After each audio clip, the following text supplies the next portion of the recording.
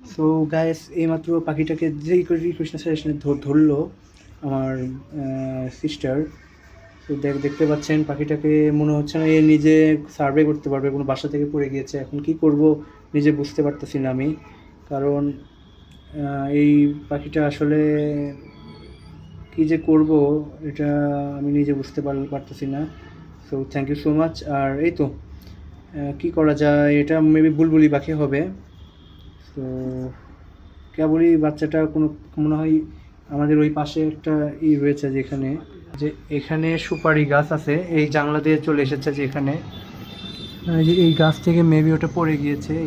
এখানে যে গাছটা রয়েছে এখান থেকে ডাইরেক্ট এখানে এসে পড়ছে পাখিটা।